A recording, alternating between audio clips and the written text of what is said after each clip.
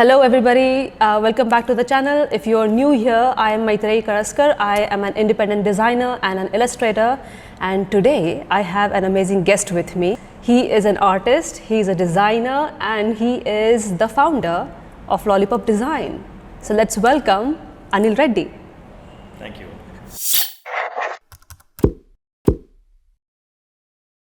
So we have Anil Reddy with us.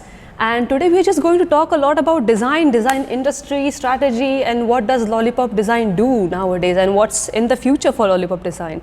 Can you just tell us about yourself and what Lollipop Design is about right now? Okay, first I will start with thanking you for taking time. I've been following you, a big fan of your work. I always love people when they continue with their passion and make a career out of it. When I came across your Instagram profile and saw your illustrations, that's when I messaged you and we kept in touch, and here is an opportunity to meet you. More than you getting excited about meeting me, I am excited to meet you. Yeah, I was just excited to eat food with you. That biryani we had was really good. I think it's the food that brings people together. For sure, for sure. So can you just tell us about yourself? Yeah, there's a standard introduction about me. I'm an artist by heart, a designer by soul, an entrepreneur by choice. This took a while for me to frame this. So that's my introduction. So I started my career as an artist. So back in school days, I used, like any other student, I used to sketch, attend a lot of drawing competition. My dad was into aircraft and stuff, and he worked at National Aerospace Limited, and my mom always wanted me to follow his footsteps and get into the aerospace thing. But I was not the brightest bulb in the class, and I always wanted to paint, sculpt. So design is something that I was introduced to when I was in third year of college, from Kent School of Art, doing 2 years where I was trained in the basics of art, and one of the best schools in Bangalore. It's a very small, tiny, hidden school. Not many people know about it.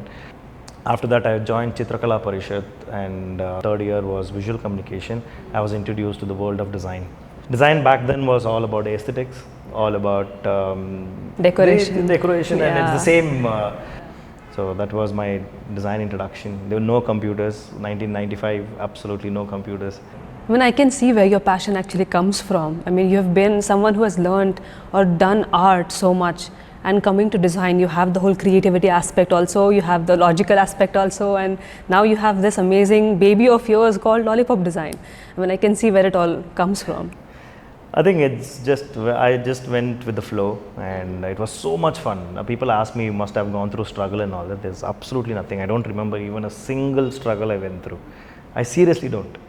And unlike what we see in the movies, right, nothing like that happened in my life. I had so much fun as an artist.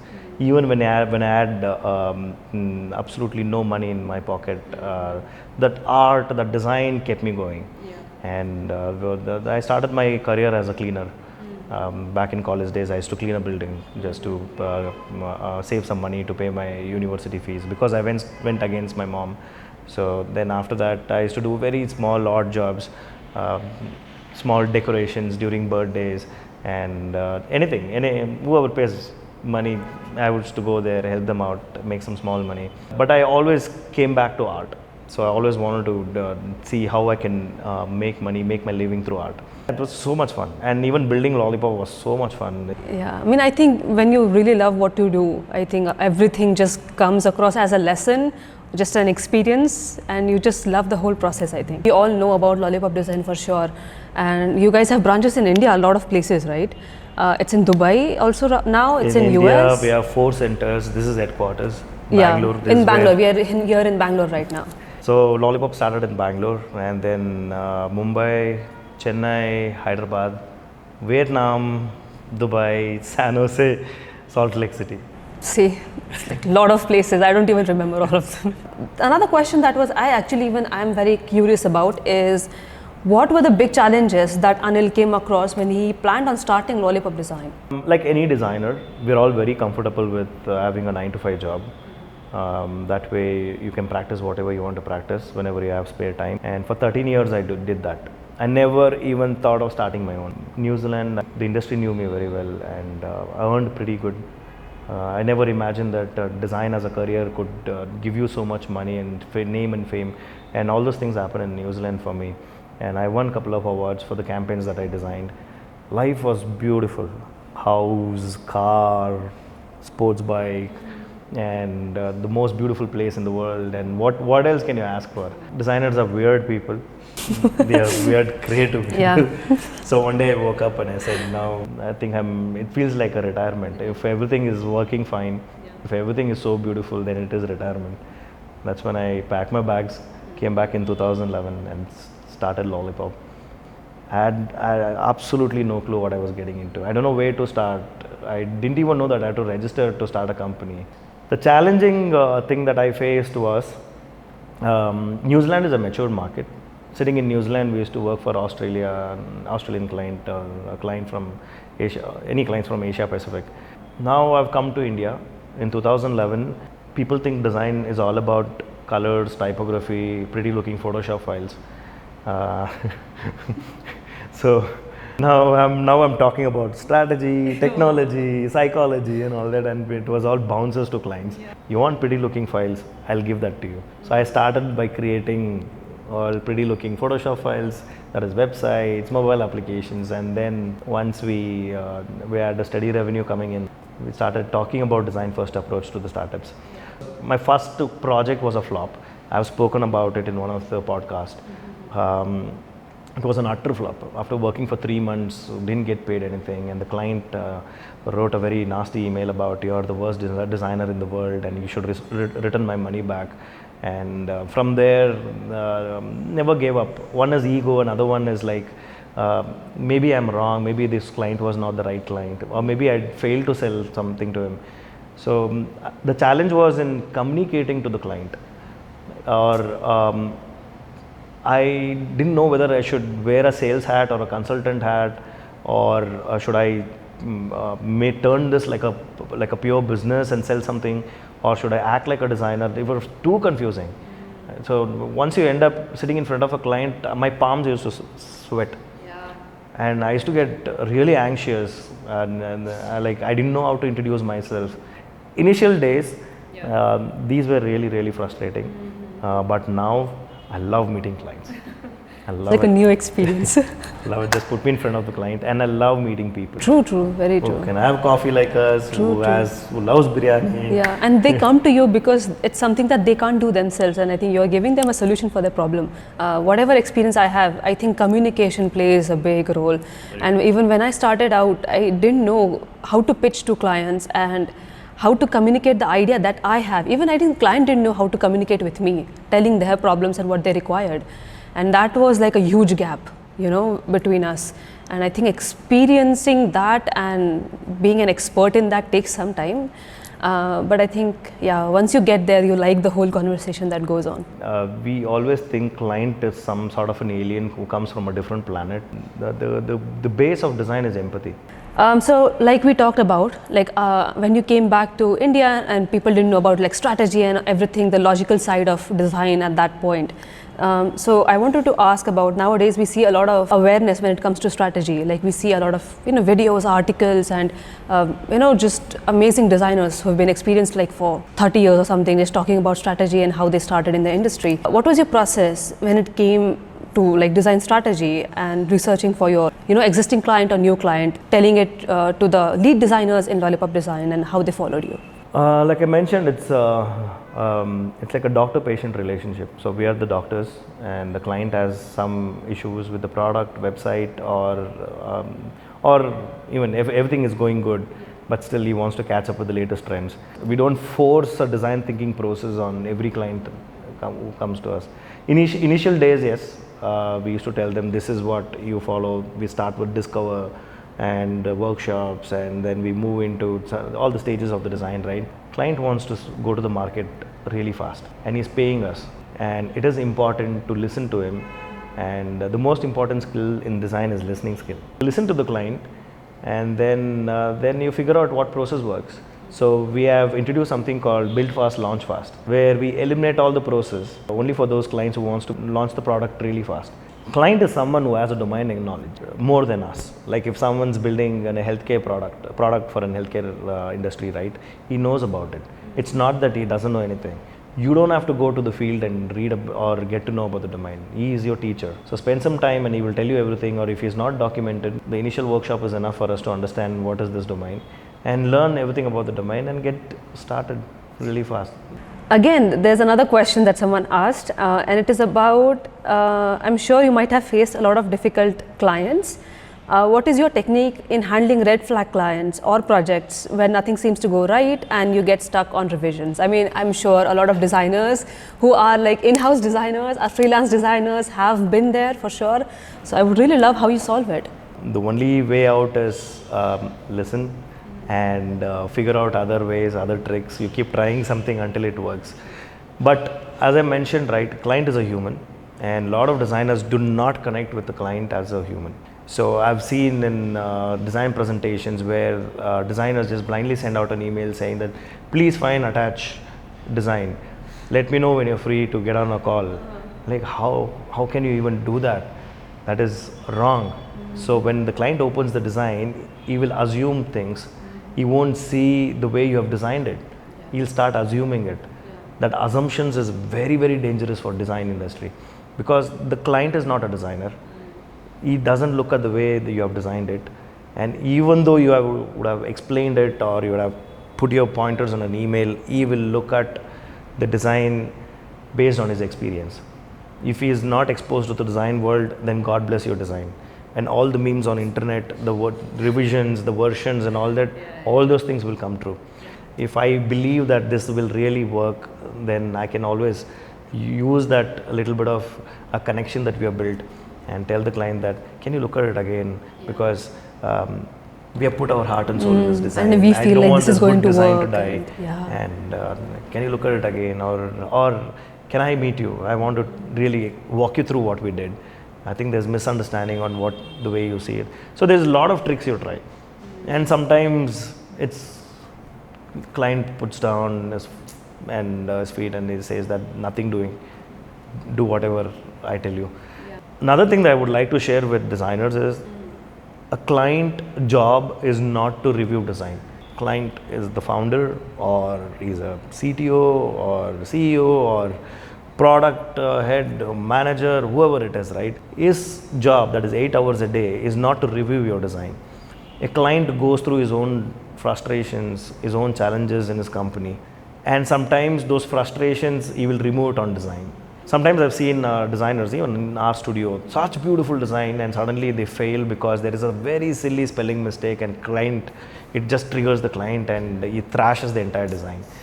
So that icebreaker session is very, very important. Even if it's like a 30 minutes call, right? To take 5 minutes to address the client. To have like a personal heart-to-heart conversations, and there's a connection, and then you can know the client and understand what they want and all of that. Exactly. And it's everywhere, right? And even you go to the gym, right? They won't make you lift weights. Okay, there's warm up, and they ask you to breathe in, breathe out, warm up. And good analogy. Then you do it, then you pump. So even with the client, we have to do that. We have to warm up first. Yeah, communication is important. I completely understand. Yeah, for sure. So when I started asking you guys what do you guys want to ask Anil, a lot of questions were about, is Lollipop Design hiring? And the first part of the question is, what do you look for in an applicant's portfolio? We are hiring crazy. We are close to 200 in the next 3 to 4 months. We have to hire at least 100 designers across all 8 centers. So you guys can start applying. And log on to lollipop.design, and career section and all the openings are listed there. What is required to join Lollipop, right? Lately, the last couple of years, we have noticed that there's an explosion of design and designers and design jobs, right? For all the education institutions or online courses. They've been promoting design as very easy, and anyone can become a designer, and it takes only 2 weeks and a simple certificate, and you can secure a job in Google, Microsoft, wherever it is. That's absolutely wrong. That's not how you promote an education. And designers fall into this trap. They use a dialogue of, I'm very passionate, and my parents forced me into engineering or whatever, and then I realized my love towards design. Or during the college, I realized I came across design and I'm in love with design. Absolutely fine. Whatever it is, that's history. Now things have changed. The requirement for design is not just the tools like Figma, or not just you follow a certain process and create a portfolio. It's beyond that. We are responsible for the ROI, the return on investment that a client makes on the product or engaging us. There's much more to what you learn in a simple online course. So a lot of people make fun of you wasted 4 years in a design school, and it really didn't make sense. Look at me, I'm a self-taught. I learned everything on my own, which is really good. And self-taught designers have great respect, and every designer who goes to the design college is also a self-taught. No tutor taught any. True. Creativity is not to be taught. For sure. Basically, they put all the creative brain in one place. We need to figure out how to do things. So, coming back to your question, whether we are hiring, and when we are hiring passionate designers, and the passionate should reflect, because 23 years I followed the passion and I've come to wherever I am today. And there's all the designers here at Lollipop who have helped grow Lollipop or become whoever we are. They are super passionate designers. And when they interview, it just takes a couple of seconds for them to see whether the passion reflects in their portfolio. I'll make it even more easy. You decided to become a designer, you took up a course and you did a 3 months course. No problem. Now we are training and you're creating a portfolio, and the next 3 months you give it to yourself where you're preparing your portfolio, and after that you apply for a job. We have designers who have come with such stories. Only thing that we see is the 3 months, right? Let's take 8 hours a day, 5 days a week, take 2 days break. That's 40 hours. But 120, my maths is bad. So let's calculate how many hours per month into 3. That has to reflect in your portfolio. And some of the portfolios I've seen, in the name of process, they've just vomited everything on their screen. Wireframes meaningless. UI, it's like there's no consistency in UI. Personas, like a simple Kirana store persona, they have John Doe. Which John Doe in India goes to a Kirana store? So all those things, right? It's a templated portfolio that people have created, and time and again these institutions are telling that this is how you do it. Here is the template. Use that and you will get a job. Is there something you would like to tell these designers, like something they can put in their portfolio that can actually bring their own self on the surface, and something that can improve their portfolio? 1 or 2 projects are not enough. Okay, a lot of people say that one good work, right? It's very difficult to judge someone. We are a service design, we are not a product design company. In service design, right, we have plenty projects. We design websites, we design products, we design enterprise applications, we design dashboards, UI for watches, and you just name it, we design everything here. For that, if you show one portfolio, right, it's very difficult to get a job here. We need to see variety of things. We need to see things that you know and things that you have mastered in, and show us something. Like, for example, I follow you because you have a unique style, and you don't have 1 or 2 illustrations there. You produce so many illustrations, right? And you have enough to show the world. And if you go back to your own profile, see where you started and the kind of illustration that you do today, I see the progress, right? In portfolio, I would love to see that. I would love to see where you started, where are you today, and how is your work changed, and what have you learned? So rather than just the portfolio, to get into Lollipop, what are the other things you look for in a designer? Culture fit. This is people built organization. This is not a 9-to-5 job. And we are very honest with people. If you are here to clock in at 9 and then 5:30 you clock out and say Saturday, Sunday, work-life balance, Lollipop is not the place. Here we are building products. We are turning India into a design destination. There's an ultimate goal, and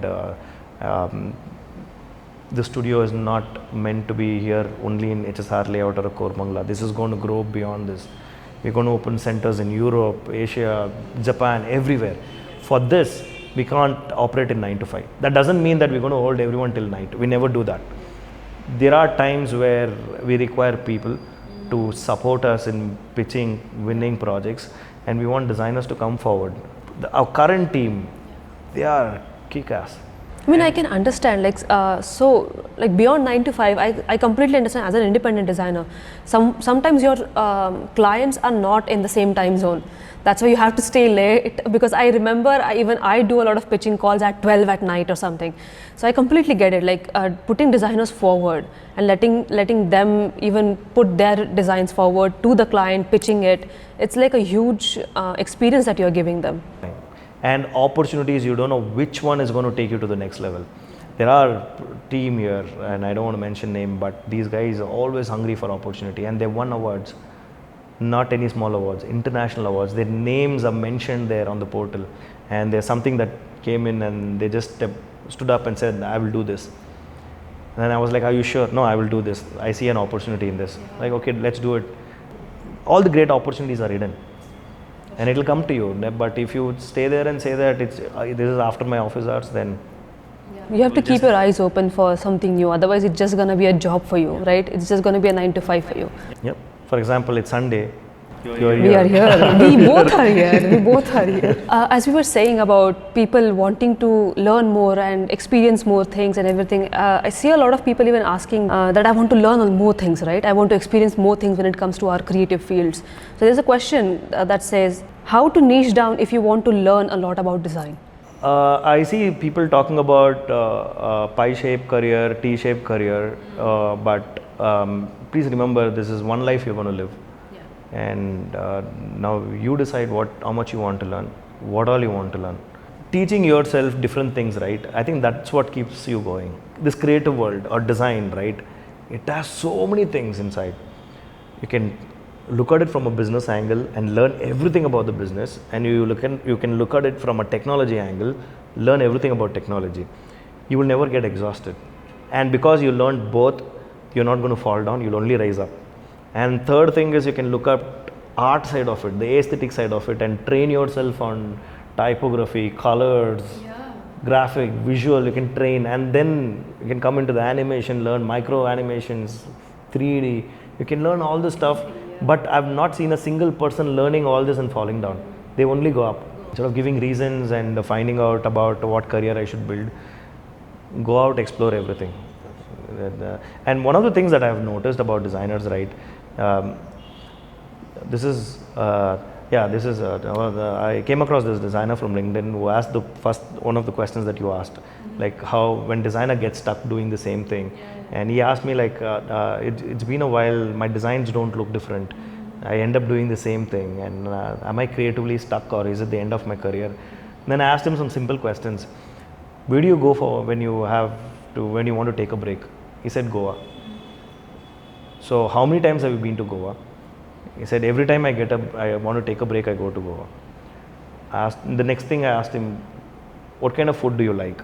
There's a certain palette or food that he likes. He ends up eating the same food, going to the same place for holidays, and he's wearing the same clothes, doing the same thing, and he's expect design to be different every day. It doesn't happen. It won't. Your brain doesn't understand that. It is going with one direction, which has already been said. If you want to explore design, explore food, explore new place, meet new people, learn new languages, new designs will come. For sure. You need a lot of experience in general, in the life, in world, not just in design, in your career, I feel like. I say the same thing a lot of times, like even I started out as in fine arts. I learned a lot about art, painting, screen printing, everything, photography, videography, everything in the 4 years of my college. My thesis was on character designing, because at that time I wanted to go into animation and creating all the characters and everything. So I sketched a lot for it and created characters for the whole thesis and wrote about like Disney and all of those people and how they created characters and all of that. But I was also taught about branding and logos. But so I went into becoming an identity designer, logo designer for 2 years in an agency, and I absolutely loved it. Then I understood, I think I want to go back to sketching. Then I started learning about more sketching. Then I got into illustration.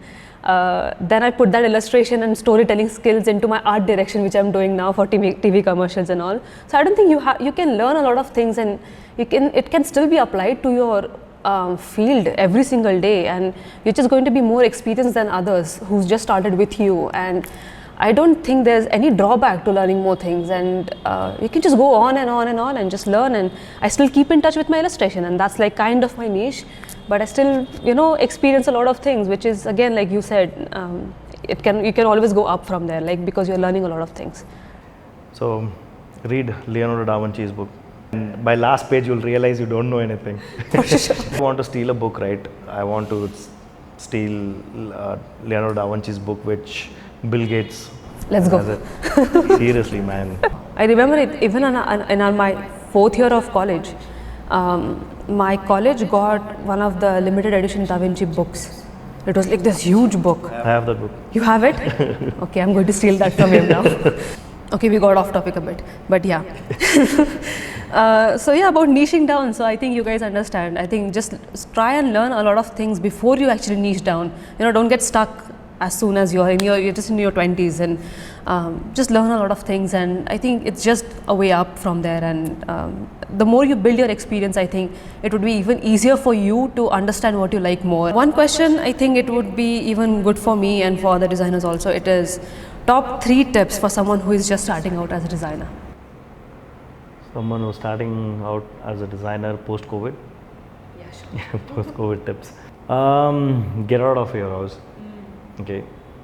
Sitting in between 3 walls, you cannot experience human-centric, you cannot practice empathy, or design is all about this, right? And just by reading articles or watching videos, you'll not get anywhere. You have to be out there.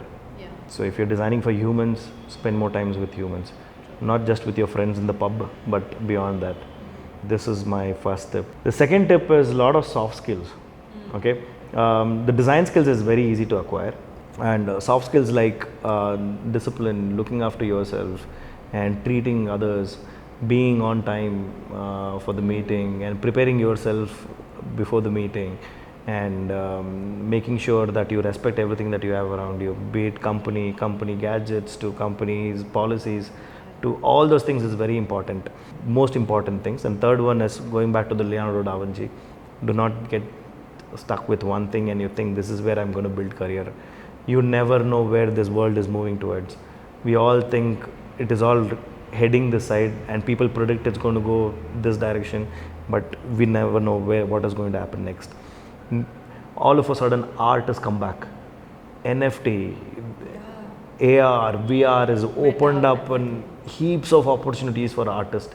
Just a few years back, there were artists crying to me about what is my career going to be.